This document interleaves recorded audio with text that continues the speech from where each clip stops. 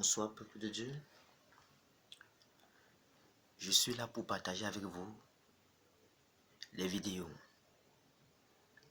concernant la parole de Dieu, les choses que le Saint-Esprit me révèle tous ces derniers temps. Excusez-moi, je me présente d'abord. Je suis le prophète Paul Abraham. Le Seigneur m'a mis à cœur de partager des vidéos avec vous, de partager sa parole, pas des vidéos avec vous. Et cette parole, vous-même en l'écoutant, vous allez juger si elle vient de Dieu ou elle vient de l'homme. Car ce sont des choses, selon que dit la parole de Dieu, qui ne sont pas montées au cœur de l'homme, que l'œil n'a pas vu et que l'œil n'a pas entendu, mais Dieu nous les a révélées par l'Esprit, car l'Esprit sont de tout, même les profondeurs de Dieu. C'est pourquoi je veux que ce soir, nous puissions partager la parole de Dieu, méditer la parole de Dieu concernant une portion des écrits de la Bible, ou que nous avons l'habitude de lire, mais que le Seigneur m'a fait une révélation là-dessus. C'est pour cela que le thème de ce soir, simplement, c'est les lampes doivent brûler du soir au matin. Les lampes doivent brûler du soir au matin. Pourquoi on parle des lampes? La Bible dit que les lampes doivent brûler du soir au matin. Nous allons un peu étudier ce thème. C'est une parole simple, mais ce sont des révélations profondes. Dieu a ordonné à Moïse que les lampes du tabernacle doivent brûler du soir au matin. Rapidement, allons dans la parole de Dieu. Ouvrons notre Bible dans le livre d'Exode 27, les deux derniers versets, le verset 20 et le verset 21. Exode 27, 20 à 21. Voici ce que déclare la parole de Dieu. Tu ordonneras aux enfants d'Israël de t'apporter pour le chandelier de l'huile pure d'olive concassée, afin d'entretenir les lampes continuellement. C'est dans la tente d'assignation en dehors du voile qui est devant le témoignage qu'Aaron et ses fils la prépareront pour que les lampes brûlent du soir au matin en présence de l'Éternel. C'est une loi perpétuelle pour leurs descendants et que devront observer les enfants d'Israël. Ouais, c'est de cela que j'ai tiré ce thème au verset 21, où le Seigneur dit pour que les lampes brûlent du soir au matin en présence de l'Éternel. Les lampes doivent brûler du soir au matin. Qu'est-ce que cette prophétie veut nous dire? Nous allons un peu parler de cela. Premièrement, quand on parle de lampes, Dieu a ordonné, a demandé à Moïse de ordonner, c'est une ordonnance, d'ordonner aux enfants d'Israël de l'apporter pour le chandelier de l'huile pure d'olive concassée, afin d'entretenir les lampes continuellement. C'est-à-dire, les lampes, vous voyez le chandelier qui a 7 branches, le chandelier fait d'or battu, qui a 7 branches, qui a 7 branches, au-dessus de ces 7 branches, il y a 7 lampes qui sont sur les conduites. Or, pour entretenir ces lampes, il faut de l'huile. Et Dieu précise que cette huile doit être pure. Et Dieu précise que pour obtenir de l'huile pure, il faut que les olives qu'on va utiliser pour obtenir cette huile, on ne doit pas les écraser, mais ces olives doivent être concassées. Concassées est différent d'écraser. C'est pour cela que nous allons comprendre que tout ce sont des prophéties, des révélations, des choses qui se sont passées. En étudiant la parole de Dieu, nous allons comprendre toutes ces choses, ce que Dieu voulait en fait nous dire. Ce sont des révélations, des prophéties que l'Église doit comprendre. Or, nous savons tous que le chandelier, c'est la prophétie de l'Église. Le chandelier représente l'Église. Mais il y a 7 lampes. Et qu'est-ce que ces 7 lampes signifient? Qu'est-ce que le chandelier signifie? Voyons le premier point concernant le chandelier. Puisque ici, il dit, tu ordonneras aux enfants de t'apporter pour le chandelier. Ils doivent apporter quelque chose pour le chandelier de l'huile. Il y a le chandelier, il y a l'huile, il y a les enfants d'Israël. Toujours dans ce premier verset. L'huile précisée d'olive, de l'huile pure d'olive concassée, afin d'entretenir les lampes continuellement. C'est-à-dire que pour que les lampes brûlent, il faut de l'huile pure d'olive, des olives concassées. Tu ordonneras. Ça, c'est une ordonnance du Seigneur. Et nous devons mettre en pratique ces ordonnances. Ça veut dire que c'est une ordonnance que Dieu a donnée à l'Église. Cette ordonnance ne concerne pas les enfants d'Israël, ça concerne l'Église, précisément. Et nous allons étudier ces deux versets ce soir. Et il parle d'abord du chandelier. Pour le chandelier, qu'est-ce que le chandelier d'abord? Voyons d'abord ce que c'est le chandelier. Allons dans Zacharie 4. Ouvrons nos Bibles rapidement dans le livre de Zacharie, chapitre 4. Lisons Zacharie chapitre 4 à partir du verset 1. Voyons ce que la parole de Dieu nous déclare là-bas.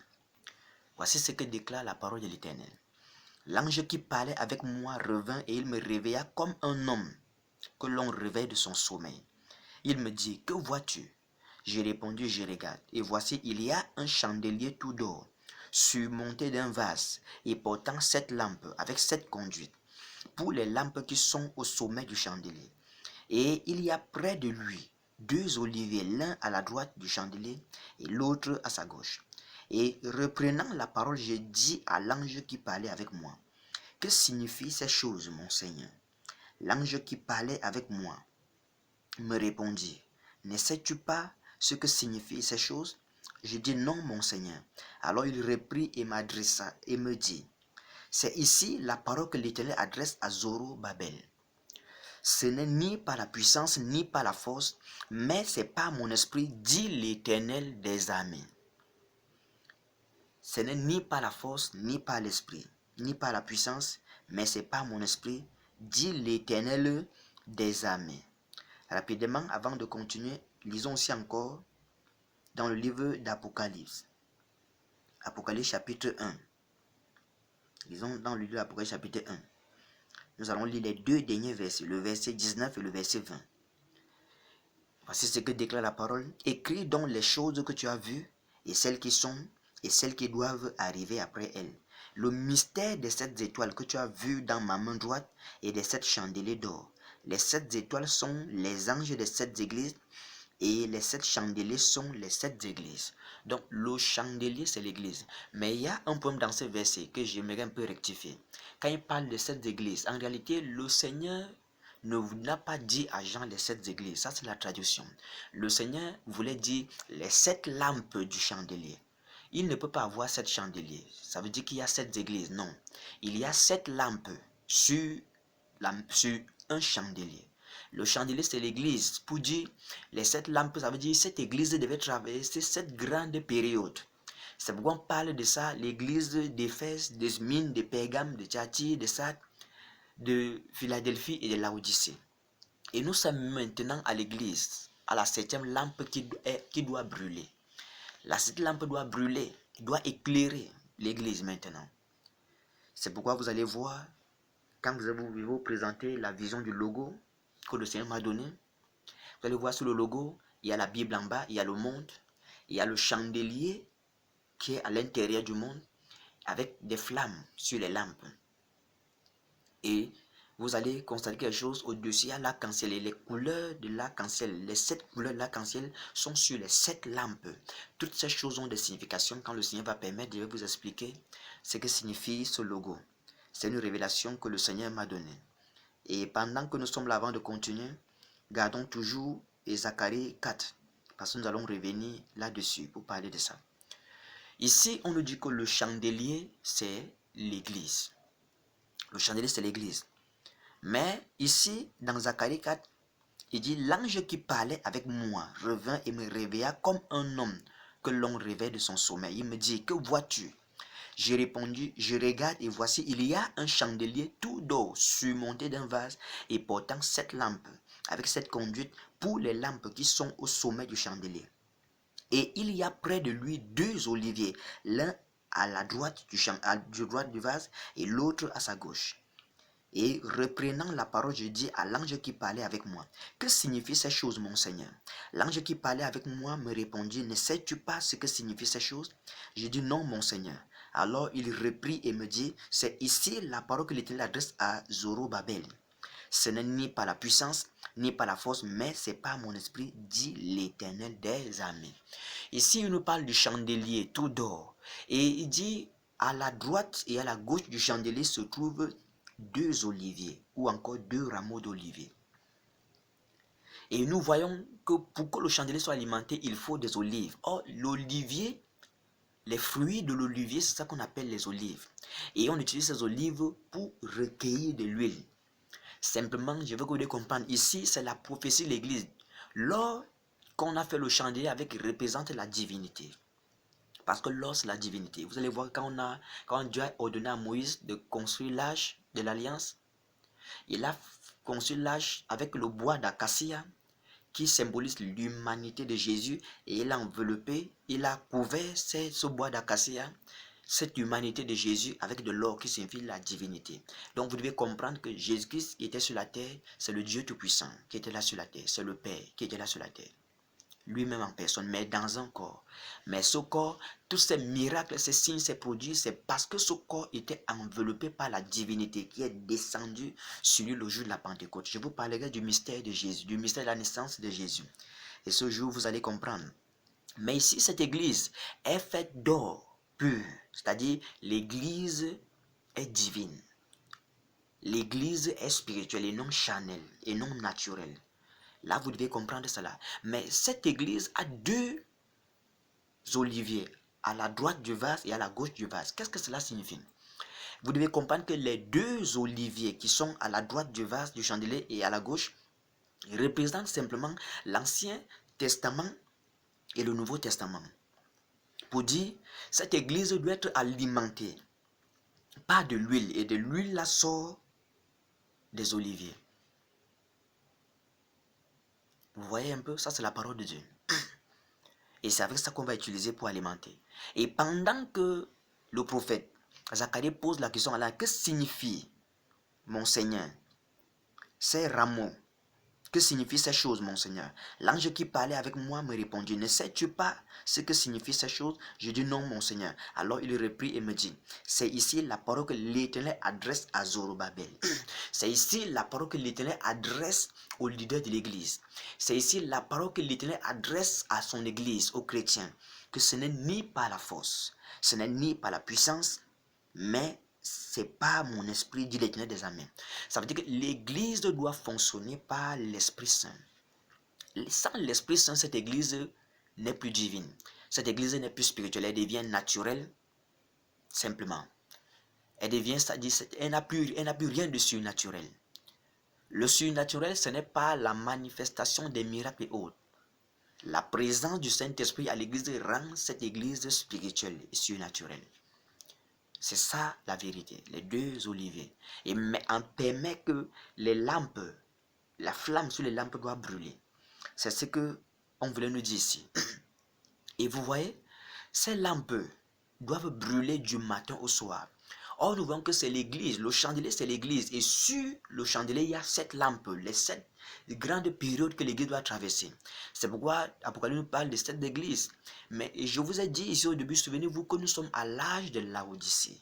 La dernière église, la dernière lampe qui doit brûler. Mais nous nous rendons compte que maintenant à l'église, ce n'est pas possible. Il y a les ténèbres. La lampe ne brûle pas. Quelque chose ne va pas, quelque chose ne va pas. Oui, quelque chose qui se passe, ça ne va pas. Il y a des problèmes. Vous devez comprendre maintenant que le chandelier symbolise l'église. Les lampes qui sont au-dessus du chandelier. Nous allons voir cela. Voyons cela étape par étape.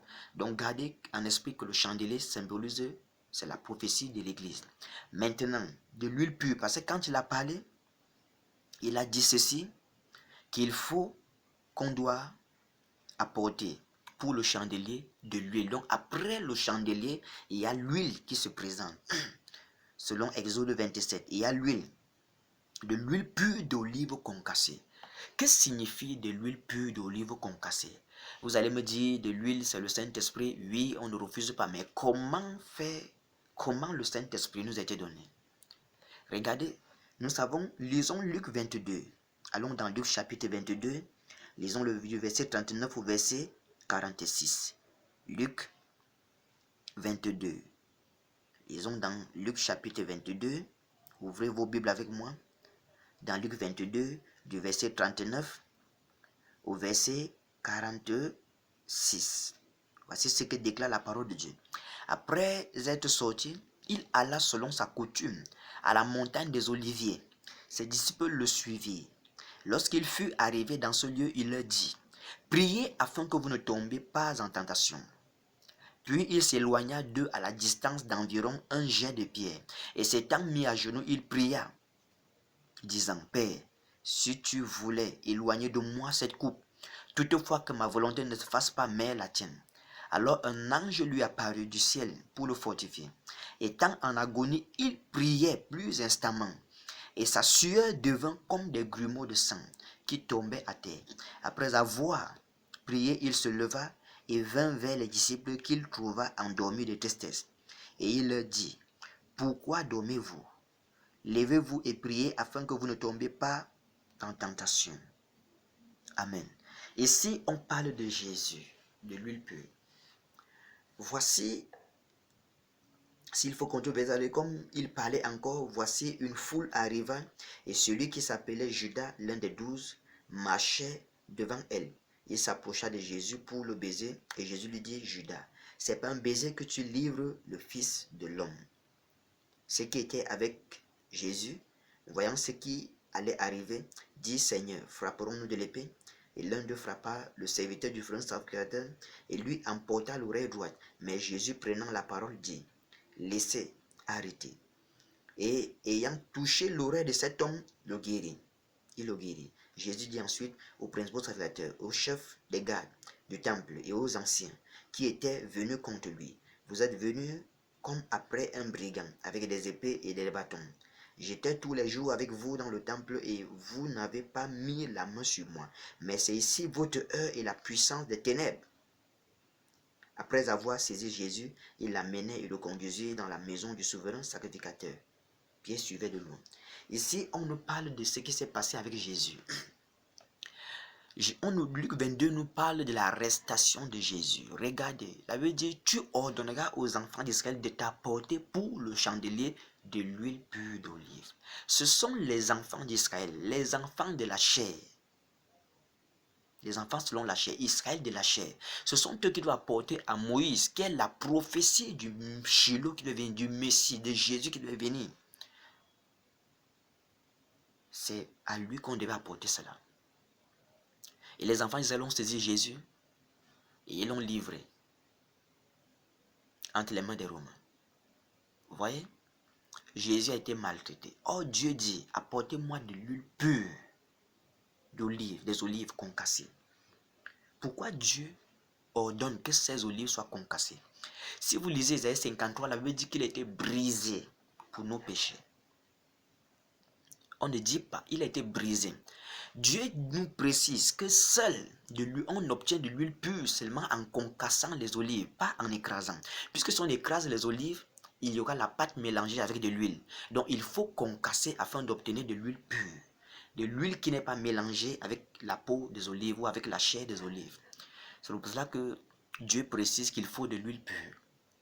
Or, nous voyons que le corps de Jésus a été brisé. Jésus a été brisé pour nos péchés, brisé pour nos offenses, maltraité, fouetté, humilié. Il a été fouetté, flagellé. On a transpercé notre Seigneur. Et nous voyons que le Jésus-Christ, le corps de Jésus-Christ, c'est ça l'olive. Le corps de Jésus-Christ est l'olive, le fruit de l'olive. L'esprit qui était à l'intérieur de ce corps, qui est la divinité, qui est Jésus, Esprit, le Fils de Dieu. Quand il a dit, si vous voulez le Fils de l'homme remonter là où il était auparavant, c'est l'Esprit qui vivifie, la chair ne sert de rien. Donc vous devez comprendre que le Fils de l'homme, c'est l'Esprit, l'Esprit Saint. Ce n'est pas le corps physique. Mais le corps physique se représente ici l'olive. Et l'huile qu'on retire dans l'olive représente l'Esprit qui est dans le corps de Jésus. Pourquoi le corps de Jésus devait être brisé afin que l'esprit sorte. C'est pour ça qu'il est dit, on doit concasser l'olive afin d'obtenir de l'huile pure. Donc le Saint-Esprit est l'huile pure des olives concassées. À part le Saint-Esprit, il n'existe plus un autre esprit qui doit être l'onction. Mais aujourd'hui, c'est malheureux parce que nous voyons plusieurs, soi-disant serviteurs, prophètes, apôtres, évangélistes ou hommes de Dieu, qui partent faire conclure des pactes des alliances avec Satan pour venir manifester une onction. C'est pourquoi malgré les miracles et autres, cette église est toujours dans les ténèbres. Ces miracles ne transforment pas les vies. Ça veut dire que cette église n'est pas éclairée. Vous voyez les problèmes? C'est pour cela que, regardez, on a arrêté Jésus la nuit. Ça symbolise quelque chose. C'est pour dire, Parlant la nuit, c'est pour dire que l'église va se retrouver dans des ténèbres. Jésus qui est la lumière du monde, une seule fois qu'on lui a saisi, il ne pouvait plus enseigner. Directement, c'est ça la nuit, les ténèbres sont venus dans l'église. Ça, l'arrestation de Jésus par les chefs religieux, c'est la prophétie qui nous annonce, qui nous dit que dans l'église des temps de la fin, les chefs religieux vont rejeter la parole, vont refuser la parole, parce que la parole sera en train de révéler leurs mauvaises actions. Ils vont rejeter la parole afin de conserver la foule pour eux, car Jésus était un obstacle pour eux. Avec Jésus, Israël, les chefs religieux ne pouvaient plus avoir Israël auprès d'eux. Voici cette prophétie, que signifie cette prophétie. Jésus qui est rejeté, pris par les Juifs et livré entre les mains des Romains, c'est la parole qui sera rejetée par l'Église. Vous voyez, rejeté par l'Église. Et cette parole sera entre les mains des mondains. Les mondains vont traiter cette parole comme ils trouvent bon. Ils vont modifier cette parole, ils vont traiter cette parole de fausse et ils vont établir leurs lois, leurs règles. Ils vont se soumettre à la loi du monde. Comme ils ont dit, nous avons pour roi César. Ils vont refuser la royauté de la parole de Dieu sur eux pour demander la royauté d'un homme. Et ça, c'est un problème. Je vous parlerai aussi de ça quand je parlerai du vrai prophète, du faux prophète. Quand je vous parlerai du vrai roi et du faux roi, de la vraie royauté et de la fausse royauté. Vous allez comprendre cela. Vous voyez, Jésus a été arrêté. Et c'est comme ça qu'il a été maltraité, brisé, et l'esprit est sorti. Et Dieu a pris maintenant cet esprit pour alimenter son église, pour que les lampes restent allumées. Vous voyez cette prophétie? Bon, maintenant ici, regardons ce que signifient les lampes. Que signifient les lampes? Allons dans le livre de Proverbes. Proverbes chapitre 20. Ouvrez ta Bible dans Proverbes chapitre 20. Proverbe 20. Qu'est-ce que la parole de Dieu nous dit dans Proverbe 20? Lisons le verset 27 de Proverbe 20. Voici ce que déclare la parole dans Proverbe 20 pour les lampes. Le souffle de l'homme est une lampe de l'Éternel. Il pénètre jusqu'au fond des entrailles. Le souffle de l'homme. Quand on parle du souffle, que quand Dieu a créé l'homme dans Genèse, il souffla dans ses narines et l'homme devint une âme vivante ou un être vivant. Le souffle, c'est-à-dire c'est l'esprit. Quand on parle du souffle, on parle de l'esprit. On dit que l'esprit de l'homme est une lampe de l'Éternel. Elle pénètre jusqu'aux profondeurs ou jusqu'au fond des entrailles. C'est ce que nous dit ici la parole de Dieu. Que l'esprit de l'homme est une lampe de l'Éternel. Si l'esprit de l'homme est une lampe de l'Éternel, peuple de Dieu, écoutez-moi. C'est la parole de Dieu qui dit, ce n'est pas moi. Je vous répète simplement ce que dit la parole de l'Éternel. Le souffle de l'homme, l'esprit de l'homme est une lampe de l'Éternel. Si l'esprit de l'homme est une lampe de l'Éternel, écoutez, si l'esprit de l'homme est une lampe de l'Éternel, alors nous devons comprendre quelque chose. Ici, ça veut dire que cette lampe dont on parle, c'est ton esprit, c'est mon esprit. Ça veut dire que dans l'église, qui est le chandelier, il y a les esprits à l'intérieur. L'homme est esprit. Dieu a créé l'homme à son image et selon sa ressemblance. L'homme est esprit. Donc c'est pour dire simplement, peuple de Dieu, que ton esprit est la lampe de l'Éternel. Pas l'esprit de Dieu, mais ton esprit est la lampe de l'Éternel. Et on dit que les lampes doivent brûler du soir au matin, continuellement. C'est une loi perpétuelle pour vos descendants que devons observer les fils d'Israël. Vous voyez? C'est pour dire, cette lampe, la lampe n'a pas de flamme, la lampe est seule. Quand on parle des lampes, au-dessus des chandeliers, il y avait des trucs comme des calices, comme des petites calices au-dessus. C'est ça qu'on appelle les lampes. Et à l'intérieur de ces lampes, il y avait les mèches qu'on mettait à l'intérieur. Et ces mèches allaient directement jusqu'au vase du chandelier pour tirer de l'huile et maintenir la flamme. Voici, la lampe, c'est ton esprit. Et nous allons aussi voir ce que signifient les lampes. Voyons ce que signifient les lampes et la flamme. Maintenant, la flamme. Que signifient ces choses-là? Allons dans le livre des psaumes. Le livre des psaumes. Allons dans le psaume 119. Allons rapidement dans le psaume 119. Le psaume 119 nous dit ceci. Lisons le verset 105 et le verset 130. Le psaume 119, le verset 105 et le verset 130. Ce sont les deux versets que nous allons lire maintenant. Voici ce que dit la parole dans le psaume 105, le psaume 102, le verset 105. Ta parole est une lampe à mes pieds et une lumière sur mon sentier. Ta parole est une lampe à mes pieds et une lumière sur mon sentier. Je vais un peu vous parler de quelque chose concernant ce verset. Quand on dit ta parole est une lampe à mes pieds et une lumière sur mon sentier. Si le souffle de l'homme, l'esprit de l'homme est une lampe, la parole de Dieu ne peut plus être une lampe. Dans les noms, ici c'est un point de traduction. On doit dire ta parole est une flamme à mes pieds qui éclaire mon sentier. Vous voyez? Ta parole est une lampe. Ta parole est une flamme, je veux dire, qui éclaire mon sentier. Ça, c'est l'erreur de Louis II, la traduction de Louis II. Si l'esprit de l'homme est une lampe, la parole de Dieu ne peut plus être la lampe. Si l'esprit de l'homme est une lampe, donc la parole de Dieu doit être la flamme, puisque la flamme est dans la lampe. Il faut mettre la flamme dans la lampe, afin que cette lampe doit briller. Vous voyez maintenant ici, maintenant la flamme qui est sur la lampe, c'est la parole de Dieu. C'est pour ça que pour que cette lampe doit brûler du soir au matin, dans l'église, il faut premièrement le Saint-Esprit qui est l'huile. Les olives ont été concassées, Jésus a été brisé, le Saint-Esprit est sorti, l'huile est déjà là, disponible. Maintenant, nous, nos esprits qui sont des lampes, il faut qu'on doit accepter la parole de Dieu parce que l'huile est déjà là. Mais aujourd'hui, on a rejeté le Saint-Esprit. Si on rejette le Saint-Esprit ou si on rejette la parole de Dieu, on n'a pas l'esprit. La parole est esprit et vie. Puisqu'on a rejeté la connaissance, Dieu nous rejettera aussi. Or, le Saint-Esprit, c'est le Dieu Tout-Puissant. Ce n'est pas ce que vous dites que c'est la troisième personne de la divinité, non. Le Père, le Fils, le Saint-Esprit, c'est une personne qui s'est manifestée sous trois étapes, sous trois formes, en tant que le Père, en tant que le Fils et en tant que le Saint-Esprit. Je vous parlerai de ça, de la divinité de Jésus. Qui est Jésus de Nazareth? Dans les prochains numéros. Nous voyons ici, le psaume 109 dit, ta parole est une lampe à mes pieds et une lumière sur mon sentier.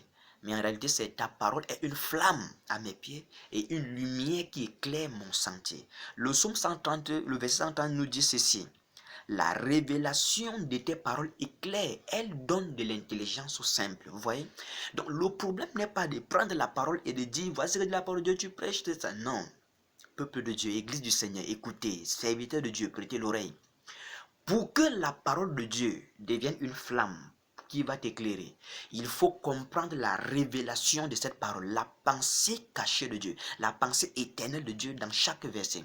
C'est là où cette parole devient une flamme qui éclaire. Mais si vous répétez ces versets comme ça, elle ne pourra pas vous éclairer. Vous comprenez, peuple de Dieu? Ici, c'est la révélation. Vous voyez, il y a des choses que le Seigneur me dit pour parler à son Église, afin que son Église cesse de faire des sermons qui ne servent à rien, qui n'aident pas les gens et qui ne sauvent pas le peuple de Dieu. Il faut que la pensée de Dieu soit révélée. Comme vous avez vu Jésus-Christ, homme en face du peuple. Le peuple a méprisé le Dieu Tout-Puissant en regardant la chair. Mais le jour qu'ils ont brisé ce corps, ils ont crucifié le Fils de Dieu à la croix. C'est là où la révélation, qui est l'esprit, est sortie. Car Jésus dit, la parole que je vous ai dit est esprit et vie. La révélation, c'est l'esprit et qui donne la vie. Donc chaque verset est une révélation que vous devez comprendre. Regardez ces deux versets que nous sommes encore de l'économie, nous sommes encore au verset 20, en train de parler de ces choses. Et la révélation de tes paroles éclaire. C'est la révélation des paroles qui éclaire. Ce n'est pas la parole elle-même qui éclaire. La révélation de la parole donnée, elle éclaire. Et quand elle vous a éclairé, elle vous donne de l'intelligence. C'est là que vous devenez simple. Quand vous êtes un homme éclairé par la révélation, vous recevez l'intelligence. Étant intelligent, vous serez simple. Ce n'est pas ce que je vois aujourd'hui, les serviteurs de Dieu, quand ils rassemblent un peu 1000 personnes, 2000 personnes, 3000 personnes, pour voir cela, c'est difficile. Ils ne sont plus simples. Or, quand ils étaient avant, sans cette foule, ils étaient simples. Mais maintenant, ils deviennent des seigneurs, des demi-dieux à l'église. Mais écoutez-moi, la révélation de tes paroles est claire. Elle donne de l'intelligence aux simples. C'est pourquoi, malgré tout cela, la plupart de ceux qui traînent les foules, très peu sont intelligents, très peu sont simples. C'est pourquoi Dieu trouve bon de révéler sa parole aux petits enfants. Car il a dit, je vous donnerai des enfants pour maîtres, et ils vous conduiront. Ça, c'est la révélation de la parole de Dieu. Nous bénissons le Seigneur pour cela. Maintenant, il dit, les lampes ne doivent pas s'éteindre. Pourquoi il dit que les lampes ne doivent pas s'éteindre? Ça, c'est pour dire que c'est une prophétie qui nous dit que les lampes là vont s'éteindre. Il donne un avertissement. Parce qu'il sait que dans le futur, les lampes vont s'éteindre. Lisons rapidement. Ouvrons-nous dans le livre de Timothée. Allons dans 1 Timothée. 1 Timothée, ouvrez-moi dans le livre d'un Timothée. Voyons ce que la Bible nous dit là-bas. 1 Timothée chapitre 4. Lisons du verset 1 au verset 7. 1 Timothée 4. 1 à 7. Voyez ce que la Bible dit. Mais l'Esprit dit expressément que dans les derniers temps, quelques-uns abandonneront la foi pour s'attacher à des esprits séducteurs et à des doctrines de démons. Regardez le problème. Mais l'Esprit dit expressément que dans les derniers temps, vous voyez, l'église des temps de la fin, c'est là où viennent tous les problèmes. Dans les derniers temps, quelques-uns abandonneront la foi pour s'attacher à des esprits séducteurs et à des doctrines de démons. S'ils abandonnent la foi, selon Romains, la foi vient de quoi? De ce qu'on entend. Ce qu'on entend vient de la parole de Christ. Si on abandonne la foi, ça veut dire qu'on abandonne la parole de Christ. Donc par conséquent, les lampes ne brûlent, les lampes ne brûlent plus. Et il dit pas l'hypocrisie de faux docteurs, portant la marque de la flétrissure dans leur propre conscience, prescrivant de ne pas se marier et de s'abstenir d'aliments que Dieu a créés pour qu'ils soient pris avec action de grâce par ceux qui sont fidèles et qui ont connu la vérité. Car tout ce que Dieu a créé est bon et rien ne doit être rejeté, pourvu qu'on le prenne avec action de grâce. Parce que tout est sanctifié par la parole de Dieu et par la prière. Peuple de Dieu, avant qu'on continue, voici une question que l'Esprit de Dieu m'a posée. Au verset 5. Parce que tout est sanctifié par la parole de Dieu et par la prière. Et le Seigneur pose la question. Si vous avez rejeté la foi, vous avez tourné le dos à la foi, vous avez abandonné la foi, qui vient de la parole, ça veut dire que vous avez rejeté la parole. Vous sanctifiez les eaux, vous sanctifiez les huiles, vous sanctifiez le sang, les jus en appelant le sang, vous sanctifiez le sel, vous sanctifiez toutes ces choses. Vous sanctifiez cela avec quoi? Quel esprit sanctifie cela? La question reste posée. Ça, c'est la question que le Saint-Esprit m'a posée. Qui sanctifie les choses que vous présentez à mes enfants comme les articles spirituels?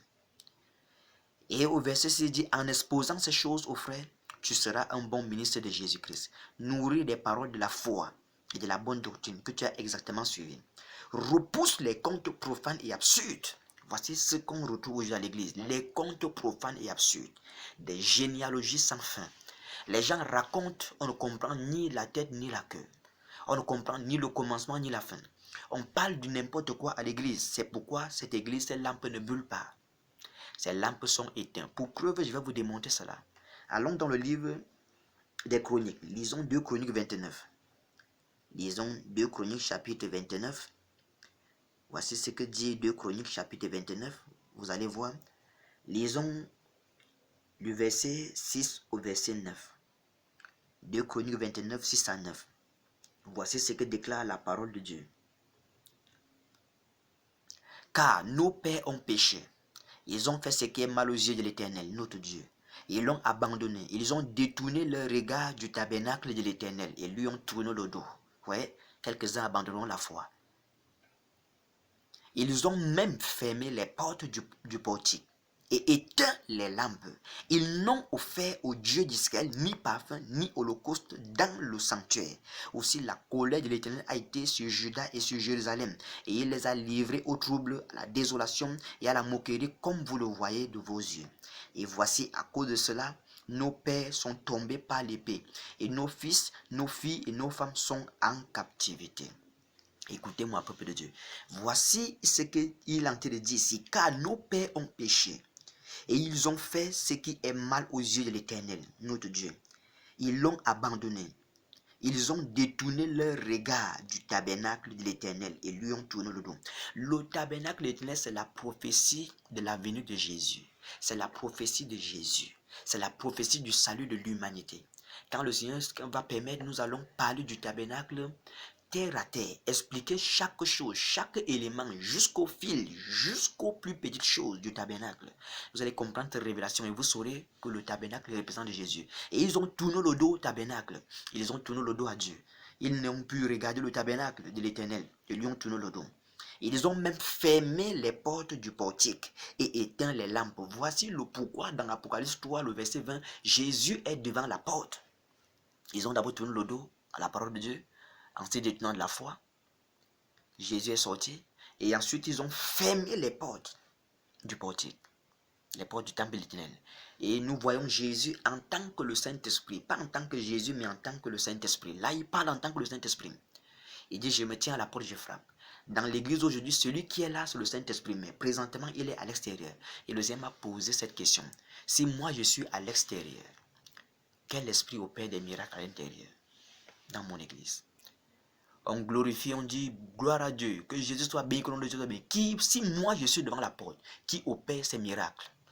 Peuple de Dieu, Église du Seigneur Jésus-Christ, réfléchissez à ces questions et trouvez une réponse. Ils ont même fermé les portes du portique et éteint les lampes. Voici, les lampes sont éteintes. Si la lampe est éteinte, ça veut dire que premièrement, il n'y a plus de l'huile. L'huile, c'est le Saint-Esprit. Ça veut dire que le Saint-Esprit n'est plus là. Il est dehors, devant la porte. C'est pourquoi on ne peut pas avoir la flamme. Puisqu'il est dit, quand sera venu le conseil de l'Esprit de vérité, il vous conduira dans toute la vérité. Il vous rappellera ce que je vous ai enseigné et il va vous enseigner aussi. Donc le Saint-Esprit est là pour nous enseigner, afin de nous conduire dans toute la vérité et en nous rappelant ce que Jésus nous a enseigné. C'est ça la mission du Saint-Esprit. Et si le Saint-Esprit, c'est l'huile, la parole qui nous enseigne, c'est la flamme. C'est pourquoi les lampes sont éteintes. Puisqu'on a tourné le dos à la parole de Dieu, en refusant la parole, c'est l'esprit que nous avons refusé. Car l'esprit et la parole sont un. Celui qui a la parole a l'esprit. Celui qui n'a pas la parole n'a pas l'esprit. On peut avoir l'esprit sans la parole et rejeter la parole. Et si on rejette la parole ayant l'esprit, on va finir par perdre l'esprit. Car le langage de l'esprit, c'est la parole écrite. La pensée de l'esprit, c'est la parole écrite. La volonté de l'esprit, c'est la parole écrite. La voix de l'esprit, c'est la parole. Sans la parole, on perd l'esprit. C'est pour ça qu'aujourd'hui, on voit des gens, ils passent le temps à prophétiser et tout. Je ne suis pas contre les prophéties personnelles. Mais comment on peut prophétiser ces choses n'ayant pas la parole, peuple de Dieu? Réfléchissez et voyons cela clairement. Dieu n'est pas fou. Il n'est pas un homme pour mentir, ni le fils d'un homme pour se repentir. Ce qu'il dit, il le fait. Ce qu'il déclare, il l'accomplit. Il a dit, l'Éternel est avec vous quand vous êtes avec lui. Si vous l'abandonnez, il vous abandonnera aussi. Puisqu'on a abandonné la parole de Dieu, selon Jean 1, au commencement était la parole était avec Dieu, la parole était Dieu. En abandonnant la parole, c'est Dieu qu'on a abandonné, peuple de Dieu. Et Dieu, notre Dieu est esprit. Car il est dit dans Jean 4, Dieu est esprit. Et ce sont les adorateurs qui doivent l'adorer en esprit et en vérité. Les chers, ceux qui vont l'adorer en esprit et en vérité parce qu'il est esprit. Donc en rejetant Dieu qui est la parole, on a rejeté l'esprit. Parce que Dieu est esprit. Vous devez comprendre cela. Donc le Saint-Esprit, c'est Dieu. Ne le prenez plus comme une troisième personne, mais c'est Dieu en personne, le Tout-Puissant, le Créateur de toutes choses. Donc que le peuple de Dieu prête l'oreille à ces révélations. Vous voyez? Ici, voici ce qui s'est passé.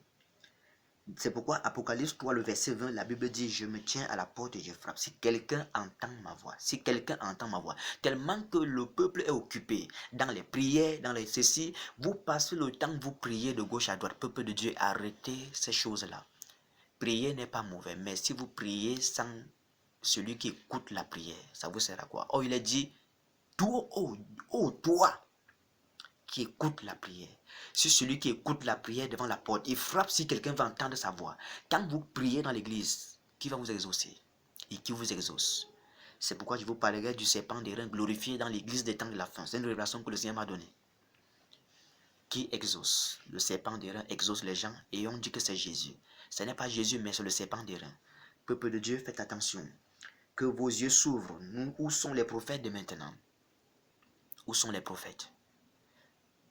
Où sont les prophètes, peuple de Dieu? Voici ce que le Seigneur m'a dit. Le Saint-Esprit m'a dit cela. Si les prophètes de l'Ancien Testament ont vu la première venue du Seigneur, ont prophétisé sa première venue, ses souffrances, sa mort, sa résurrection et la gloire qui devait être suivie, pourquoi les prophètes de la Nouvelle Alliance, du Nouveau Testament, ne voient pas et ne prophétisent pas sa seconde venue? Et la gloire qui doit poursuivre, c'est-à-dire qui doit venir après, la gloire de l'époux et l'épouse au ciel. Voici ce que nous devons voir. C'est pourquoi Dieu pose la question à Jérémie. Que vois-tu, Jérémie? Il dit, je vois une branche d'amandier. Que vois-tu, Jérémie? Je vois une chaudière. tourné vers le septentrion. Dieu dit, tu as bien vu car je veille sur ma parole pour l'exécuter. Dieu ne veille pas sur n'importe quelle parole pour l'exécuter. Dieu veille sur sa parole pour l'exécuter. Il veille sur la branche d'amandier et sur la chaudière tournée vers le septentrion pour exaucer. Pardon? Car c'est là la parole de l'Éternel. Toute autre vision que vous avez, si ce n'est pas la branche d'amandier, arrêtez cela. Si ce n'est pas la chaudière tournée vers le septentrion, arrêtez cela. Car cela n'est pas la parole de Dieu. Excusez-moi, je suis prophète de Dieu. Si les prophètes de l'Ancien Testament revenaient maintenant, ils diront à cette église ainsi par l'Éternel, malheur à toi. Église, reviens à ton époux. La fiancée de Jésus, reviens à Jésus. Revenez, retournez, revenez au premier amour. Il dit, mais ce que j'ai contre toi, c'est que tu as abandonné ton premier amour. Souviens-toi de comment tu as écouté, tu as reçu, entendu, et marche Jésus sur cette voie. Ça veut dire que cette église a commis un problème. Oh, la lumière, vous voyez, la lampe sont éteintes, mais Dieu nous fait la promesse que la lumière reparaîtra. Dieu dit que la lumière reparaîtra. Allons dans le livre de Zacharie. Allons dans le livre de Zacharie. Ouvrons Zacharie, chapitre 14. Zacharie 14. Voyons ce que la Bible nous dit là-bas dans Zacharie 14. Lisons le verset 6 et le verset 8. Zacharie 14, verset 6 à 8. Zacharie 14, 6 à 8. Voyez ce que la Bible dit. En ce jour-là, il n'y aura point de lumière. Il y aura du froid et de la glace. Vous voyez? Ce sera un jour unique connu de l'Éternel et qui ne sera ni jour ni nuit. Mais vers le soir, la lumière paraîtra. Vous comprenez ce que la parole de Dieu déclare? Vers le soir, la lumière paraîtra. En ce jour-là, des eaux vives sortiront de Jérusalem et couleront moitié vers la mer orientale et moitié vers la mer occidentale. Il en sera ainsi été et hiver. On nous dit il ne sera ni jour ni nuit. Et il en sera ainsi été et hiver. Là on nous parle du mélange, le jour et la nuit. On nous parle du mélange l'été et l'hiver. Dites-moi, qu'est-ce que Jésus-Christ a dit à l'église de Laodicée, dans la fin? Il dit, puisque tu es tiède, tu n'es ni bouillant ni froid, mais tu es tiède. Et si tu es tiède, je te vomirai de ma bouche. Or, quand on parle d'une eau tiède, c'est le mélange d'une eau bouillante et d'une eau froide. Vous voyez? Été, hiver, ni jour, ni nuit. Vous voyez cette église? Ça, c'est l'église de Laodicée.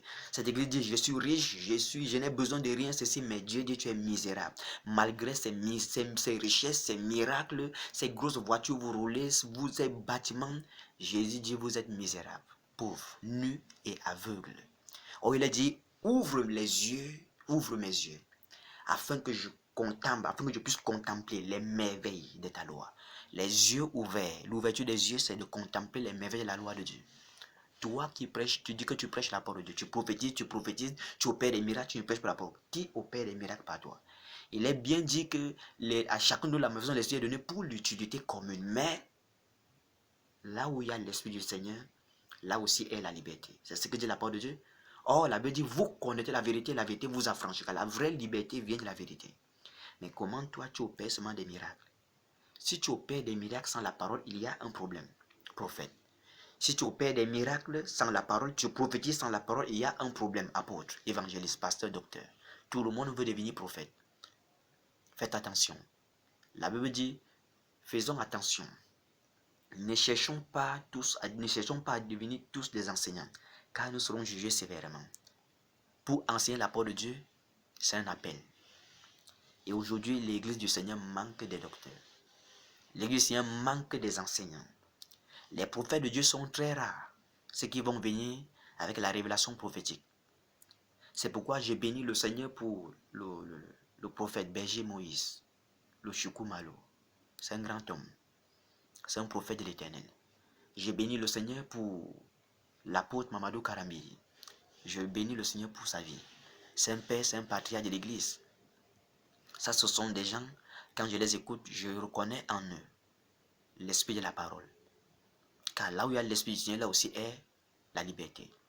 Là, tout prophète, tout serviteur de Dieu qui a l'esprit de Dieu en lui et qui écoute cet esprit, il va vous amener la parole. Les miracles viendront pour confirmer cette parole. La parole n'est pas avant les miracles, mais la parole. Il est dit au commencement était la parole. On ne dit pas au commencement étaient les miracles ou au commencement était la prière. Aujourd'hui, vous priez pour les miracles. Vous priez, vous passez le temps à prier, des nuits de prière, des soirées de prière. Ce n'est pas mauvais de prier, mais si vous priez sans la parole, sans la connaissance de la parole, vous demandez mal. Vous vous demandez quoi dans vos prières, peuple de Dieu? Que les prophètes de l'Éternel des armées des temps de la fin, vous que Dieu a envoyé pour redresser l'église des temps de la fin, pour voir la seconde venue de Jésus, la gloire qu'il sera suivi, lui qui va le suivre, lui et son épouse, dans l'éternité. C'est ce que nous devons voir. Si vous êtes des vrais prophètes voyants, vous allez voir cela. Je ne suis pas encore voyant. Dieu ne m'a pas encore ouvert les yeux. Mais seulement dans mon esprit, la parole de Dieu me parvient. Dieu me révèle sa parole. À chacun de nous, Dieu, la manifestation des yeux pour l'utilité commune, Dieu nous utilise comme il veut. Il parle à chacun, tantôt d'une manière, tantôt d'une autre. Dieu ne parle pas de la même façon. Mais nous reconnaissons tous que c'est Dieu qui nous parle. Si ce que nous sommes tentés de dire, c'est la même chose. Mais dès lors où on se contredit, il y a problème. C'est pourquoi ce que je vous dis, cherchez à écouter d'autres prophètes qui parlent de ces choses dans la fin, vous allez voir qu'ils disent exactement les mêmes choses. C'est la preuve que c'est l'Esprit de l'Éternel qui est en train de parler par nous. Peuple de Dieu. Vous voyez? Il dit, mais vers le soir, la lumière paraîtra. C'est-à-dire, dans cette église des temps de la fin, il y a les ténèbres qui règnent. Il y a le mélange. Vous voyez? L'église des temps de la fin est maintenant, pour moi, je prends cette église, je donne à cette église l'emblème du mulet.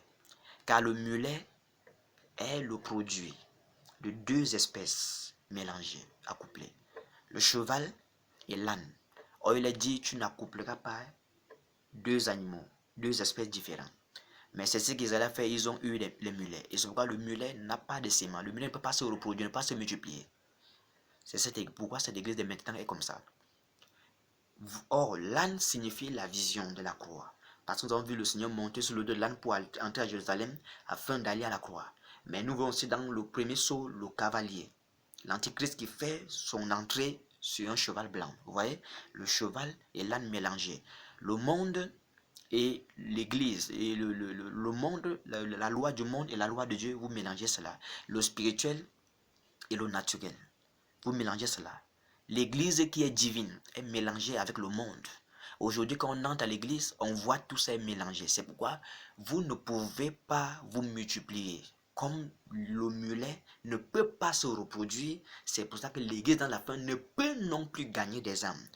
Je vous parlerai d'une question, d'une révélation que le Seigneur m'a donnée en disant, où est le salut dans l'église des temps de la fin? Je vous parlerai de cette révélation aussi que le Seigneur m'a donnée. Peuple de Dieu. Tout ça, ce sont des révélations pour ramener l'église. Jésus repose son église. Le Saint-Esprit est attesté par l'église des temps de la fin. Il est devant la porte et il supplie. Il est le serviteur le plus ancien de sa maison. Je vous parlerai de ça. Celui que Abraham envoie pour aller chercher la femme, une épouse pour son fils Isaac. Je vous parlerai aussi de cette révélation de la parole de Dieu. Lisons aussi dans le livre de Jean. C'est-à-dire vers le soir, la parole, la lumière reparaîtra. Or, il est dit,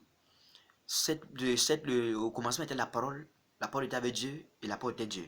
Elle était au commencement avec Dieu et toutes choses ont été faites par elle. Rien de ce qui a été fait n'a été fait sans elle. En elle était la vie et la vie était la lumière des hommes. Donc la parole de Dieu est la lumière des hommes. Et on dit la lumière reparaîtra. C'est pourquoi en ce temps de la fin, c'est-à-dire le soir, la révélation de la parole de Dieu est en train de venir. Ça sort par les serviteurs de Dieu, par les prophètes authentiques de Dieu. C'est la lumière qui est en train de reparaître. C'est la lumière qui est en train de reparaître. Vous voyez? C'est pour cela que vous allez voir quelque chose va se passer. Regardez dans Jean chapitre 2. Allons rapidement dans Jean chapitre 2. Nous sommes déjà à la fin. Dans Jean chapitre 2, qu'est-ce que la parole de Dieu nous dit là-bas? Jean chapitre 2. Lisons à partir du verset 13, du verset 13 au verset 17. De Jean 2, 13 à 17. Voici ce que déclare la parole de Dieu. La Pâque des Juifs était proche et Jésus monta à Jérusalem. Il trouva dans le temple les vendeurs de bœufs, de brebis et de pigeons et les changeurs assis. Ayant fait un fouet avec des cordes, il les chassa tous du temple, ainsi que les brebis et les bœufs. Il dispersa la monnaie des changeurs et renversa les tables. Et il dit aux vendeurs de pigeons, ôtez cela d'ici. Ne faites pas de la maison de mon père une maison de trafic. Ses disciples se souviennent qu'il est écrit le zèle de ta maison me dévore. Vous voyez, c'est cette prophétie qui s'adresse à l'église des temps de la fin. Le zèle de l'église des temps de la fin dévore le Seigneur. Le Seigneur est dépassé. Il trouve dans son église le peuple, les serviteurs, les scribes et pharisiens. Ils vendent des choses. Ils vendent les brebis, ils vendent les pigeons, ils vendent ces choses. Nous allons parler de cette révélation plus tard. C'est une prophétie qui concerne l'église dans la fin. Ils sont devenus des commerçants, des bayam salam dans l'église, en vendant des articles spirituels. Les églises sont devenues les boutiques. Église du Seigneur, peuple de Dieu, apôtres, prophètes, évangélistes, pasteurs, docteurs. Écoutez le son de la trompette. Moïse a sonné la première trompette. Si Jean-Baptiste est celui qui a terminé cette trompette en rassemblant le peuple près du Seigneur. C'est ça le mystère de la première trompette. La deuxième trompette, c'est la trompette du Seigneur. C'est elle qui est en train de sonner aujourd'hui pour nous préparer pour le départ. C'est ça le mystère des deux trompettes d'argent que Dieu a demandé à Moïse de fabriquer. Je vous parle aussi de cette prophétie. C'est aussi une prophétie qui concerne l'église des temps de la fin. Vous voyez, Dieu a mis dehors parce que le temps vient. On dit la Pâque des Juifs était proche. Vous voyez, la Pâque, c'est une prophétie que nous devons comprendre. La prophétie de l'enlèvement, du départ. Nous quittons le monde pour aller quelque part. C'est-à-dire, ça sera proche. Et Jésus doit venir comme l'enlèvement est proche. L'enlèvement de l'église, le voyage de l'église est proche maintenant. Jésus doit revenir. Et là, dans son temple, c'est pour purifier son temple. Vous voyez, il doit purifier son temple. Il doit mettre hors de son temple tout ce qui ne le plaît pas, tout ce qui ne lui plaît pas, qui ne l'honore pas, ne le glorifie pas. Allons encore dans 2 Chroniques 29. Lisons 2 Chroniques 29 à partir du verset 1. 2 Chroniques 29 à partir du verset 1. Regardez ce que la parole de Dieu déclare. Ézéchias devint roi à l'âge de 25 ans. Et il régna 29 ans à Jérusalem. Sa mère s'appelait Abidja, fille de Zacharie. Il fit ce qui est droit aux yeux de l'Éternel, entièrement comme avait fait David son père. La première année de son règne, au premier mois, il ouvrit les portes de la maison de l'Éternel et il les répara. Il fit venir les sacrificateurs et les lévites qu'il assembla dans la place orientale. Vous voyez, dans la place orientale, parce que le soleil se lève de l'Orient pour l'Occident, dans la place orientale. C'est-à-dire, la parole de Dieu doit commencer à l'Est pour finir à l'Ouest. Car il est dit même que l'éclair part de l'Orient en Occident. L'éclair produit la lumière. L'éclair, c'est la prophétie, la parole dans la fin, qui va quitter, c'est-à-dire avec une vitesse rapide, une grande vitesse, comme l'éclair. La révélation qui commence maintenant à l'Est, en Orient, va finir à l'Ouest, avec une vitesse rapide parce que le temps est fini. Nous sommes à la fin des temps. C'est pourquoi il va les assembler dans la place orientale. Et il leur dit, écoutez-moi, Lévites, maintenant, sanctifiez-vous, sanctifiez la maison de l'Éternel. Et le Dieu de vos pères, la maison de l'Éternel, le Dieu de vos pères, et mettez ce qui est impur hors du sanctuaire. Il dit, sanctifiez-vous. Si vous-même qui prêchez la parole, qui êtes à l'église, vous ne vous sanctifiez pas, la maison de l'Éternel ne peut pas être sanctifiée. C'est pourquoi vous devez d'abord vous sanctifier, ensuite la maison de l'Éternel sera sanctifiée. C'est là que vous allez mettre hors du sanctuaire tout ce qui est impur, car nos pères ont péché. Ouais, nos pères ont péché. Nous, les enfants, nous devons sanctifier. C'est pourquoi il est dit dans les temps de la fin, je vous enverrai Élie le prophète. Pour dire, dans les temps de la fin, Dieu répand l'esprit d'Élie sur les prophètes des temps de la fin. Pas pour les miracles seulement, mais pour la parole de Dieu. Je vous parlerai de la prophétie du miracle d'Élie qui a fait descendre le feu du ciel. Vous allez comprendre cette prophétie et vous allez cesser de parler de ça en disant ça comme seulement la puissance. C'est une prophétie, c'est la parole. Vous allez comprendre cela. Il doit ramener les cœurs des enfants au Père et le cœur des pères aux enfants. Les rebelles à la sagesse des justes. Pourquoi ramener le cœur des pères aux enfants et le cœur des enfants au Père? Vous voyez, il faut simplement que la foi des pères revienne à nous les enfants. Et que nous aussi nous ayons la foi des pères. Voici ce que ça veut dire. Parce que nous les enfants, les fils des prophètes, nous avons perdu la foi des pères. Et les pères sont dépassés. Quand ils sont assis là sur des gradins, la nuée des témoins, on les appelle ainsi. Ils sont assis sur des gradins au ciel. Ils sont en train de nous regarder, nous observer, mais ils sont dépassés. Ils disent, mais ces enfants-ci, on ne les comprend pas. Nous, on a marché avec Dieu avec le sang des boucs, des animaux, des taureaux, mais eux, ils ont le sang même de Dieu. Ils font quoi avec? Mais ils sont dépassés. Comment ces enfants peuvent agir ainsi? Peuple de Dieu, retournons à l'Éternel. Vous voyez? Retournons à l'Éternel. Et vous allez voir, ils vont faire la purification de la maison, ils vont mettre dehors, ils vont commencer au 8e jour et ils vont finir au 16e jour du premier mois. Là, c'est aussi encore une prophétie que je vous parlerai. Cette prophétie nous parle de la fin des temps, de l'enlèvement. Quand elle va vous révéler, vous parler de la prophétie d'Ézéchias, de 2 Chroniques 29, vous allez comprendre la fin des temps, le message de la fin des temps. Parce que l'enlèvement n'arrivera pas selon la date prévue donnée par Moïse. L'enlèvement aura juste un léger retard à cause de nous. Parce que Dieu ne veut pas perdre ses enfants. Vous allez comprendre cette prophétie plus tard, dans d'autres enseignements. Donc, peuple de Dieu, et je veux que vous prêtiez attention à toutes ces choses. Voici comment les lampes doivent brûler. C'est-à-dire, le chandelier, c'est l'église. La lampe, c'est nous, les esprits des chrétiens, des enfants de Dieu. La flamme, c'est la parole de Dieu. L'huile, c'est le Saint-Esprit. Et on dit les lampes doivent brûler du soir au matin.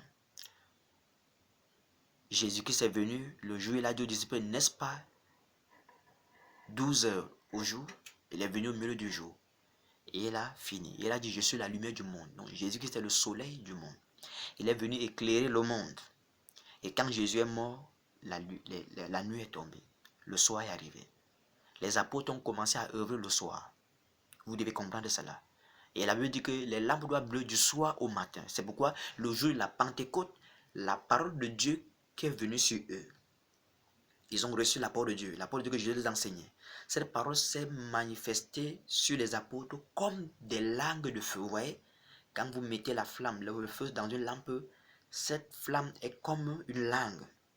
C'est ce que ça symbolise. Nous, les humains, nos esprits, nous sommes la lampe. Et la parole que nous avons reçue de Jésus, c'est ça les flammes qui étaient sur la tête des 120. Et maintenant, on dit que il y a eu un grand bruit. Des langues, un vent violent a soufflé. Et des langues semblables à des langues de feu s'opposaient sur leur tête. Et ils furent tous remplis du Saint-Esprit. Vous voyez, l'Esprit qui est l'huile et les flammes qui symbolisent la parole.